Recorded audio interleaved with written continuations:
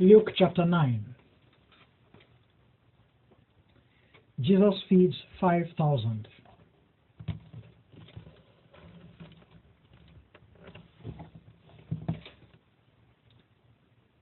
Jesus called his 12 followers together and granted them authority and power over all evil spirits, and to heal the sick and the disabled. And he dispatched them to preach the good news of the monarchy of the Lord God, and to restore the infirm to good health. Jesus already told the disciples, "Do not take anything along on this journey, neither staffs, nor a bag for appeals, nor foodstuffs, nor money, and do not even take 2 shirts. Any house in which you are welcomed, dwell therein, until you proceed to another city. Any place in which the people do not receive you, as you depart from that city, shake the dirt off your feet, and this shall be a witness against them." And so the disciples proceeded and journeyed through all the neighborhoods and towns, preaching the gospel and healing the infirm and the disabled everywhere. At this time, Herod the Tetrarch, ruler over Galilee, received intelligence regarding all the things that were being done by Jesus. He was quite confounded because a group of people maintained that John the Baptist was risen from the dead.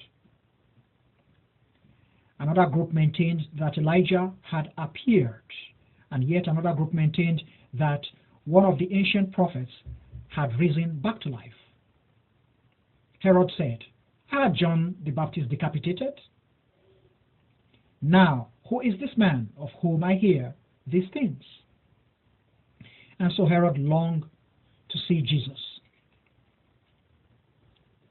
Herod longed to see Jesus. The followers of Jesus, the apostles, returned and told him basically all they had accomplished. And Jesus proceeded with his followers, and they went privately into a solitary area in the city called Bethsaida. Once the masses knew where Jesus was, they followed him. He welcomed the people and addressed them on the monarchy of the Lord God. He also healed the infirm and the disabled who needed healing. Later, while the sun was gradually beginning to go down, the 12 apostles of Jesus approached him and told him, "Send the throngs away, that they may proceed early to the neighboring districts and settlements, and lodge and find foodstuffs, for this is a solitary and quite remote area." But Jesus told them, "You provide them with food to eat." The disciples replied, "We do not have anything except 5 loaves and 2 fish, unless we go out and purchase more food for the entire crowd." The throng consisted of approximately 5,000 men. Now Jesus told his followers, "Let the people be seated," and organize them in groups of 50 or thereabouts. The disciples obeyed and organized the entire crowd, and they were all seated. Now Jesus picked the 5 loaves and the 2 fish, and looking toward heaven, he gave thanks to God for the food, shared them, and handed them to his followers to distribute to the crowd. Everyone in the crowd ate and was contented. And there were 12 baskets filled with leftover pieces and crumbs, which were taken up by the apostles. And as events happened, Jesus was in solitude, entreating the Lord God. His followers came and joined him. And he asked them, "Who do the masses say I am?" His disciples replied, "John the Baptist. However, there are some who say, 'You are Elijah,' while another group maintains that one of the ancient prophets has risen back to life." And Jesus asked them, "Who do you yourselves say? Who do you say that I am?" Peter replied, "Jesus, you are the Christ, the Messiah from God." And Jesus gave his disciples strict instructions not to inform anyone about this. And he told them, the Son of Man must suffer greatly, and be despised and forsaken by the elders, leading priests and instructors of the law. He shall be killed, but 3 days thereafter he shall be resurrected. Jesus then addressed all his followers, saying, if anyone wishes to come with me, he shall deny himself, bear his cross every day, and follow me. For anyone who wishes to preserve his own life will lose it. But anyone who loses his life for my sake will preserve it. For what gain is it to a person if he wins the whole world, but is himself doomed or cast off? For if anyone feels shame of me and of my instructions, the Son of Man will likewise feel shame of him when he comes in his glorious splendor, and in that of his Father, and of the holy angels. I inform you truly, there are some of you present here who will not expire until they have seen the monarchy of the Lord God.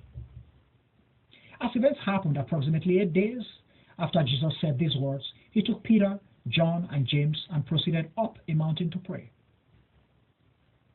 As he continued praying, his countenance changed in appearance, and his garments became sparkling white. And instantly 2 men were right there discussing with him, and these were Moses and Elijah, who appeared in glorious splendor and discussed with Jesus about the passion which he would accomplish in Jerusalem. And although Peter and the other companions were fast asleep, they soon awoke. They woke up and witnessed the beaming glory of Jesus and the 2 men from God who were standing by him. Now as Moses and Elijah were going away from Jesus, Peter told Jesus, Master, it is quite good that we are here. So let us create 3 sanctuaries, one for you, one for Moses, and one for Elijah. But he was not really aware of what he said. And as he spoke, a cloud approached him, and it soon overshadowed them. The companions of Jesus were filled with awe as the clouds moved past them. And a voice was heard in the cloud which said, This is my beloved Son. Always listen to him. After the voice ended, Jesus was right there, all by himself. His companions were silent and informed nobody at that point about what they had witnessed. The following day, Jesus and his 3 companions came down from the mountain, and a great throng of people, faithful, met Jesus. And somebody yelled from the throng, Master, please, I beg you, here is my son, my only son. An evil spirit attacks him with epileptic disorders. He yelps in distress and is thrown into convulsion, foaming in the mouth. The demon troubles him continuously and only leaves him with difficulty and great stress. I implored your followers to expel it finally so that it does not return anymore, but they could not expel it. Then Jesus replied, O unbelieving and erring people, how long shall I dwell with you and endure all this? Then he turned to the man and invited him, Bring your child over.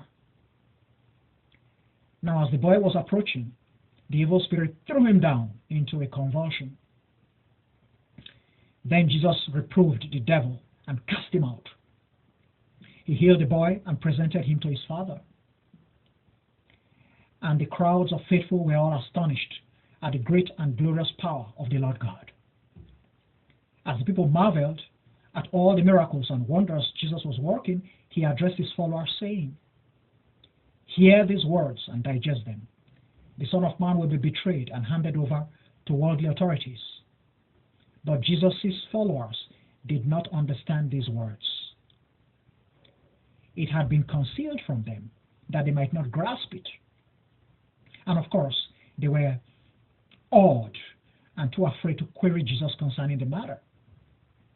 Later, there was a dispute among the followers of Jesus regarding which of them was most superior. Now Jesus knew every thought in their mind. And so he got a young child and placed him by his side. And he addressed his disciples, saying, Anyone who welcomes this young child in my name receives me. And anyone who receives me likewise welcomes him who sent me. For he who is most inferior among you all, is most superior.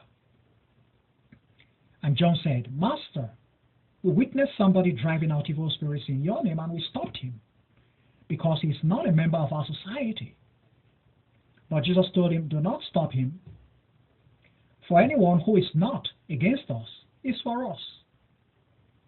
And as events happened, the time gradually approached when Jesus would be taken up into paradise. And so he firmly decided to proceed to Jerusalem. He sent special envoys to precede him.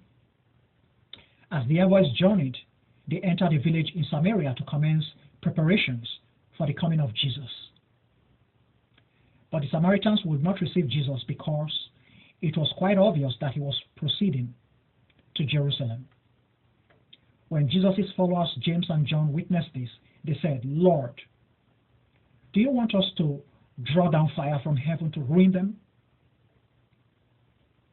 even as Elijah did? But Jesus turned and reproved them, and he told them, you are not aware of what kind of spirit you are of.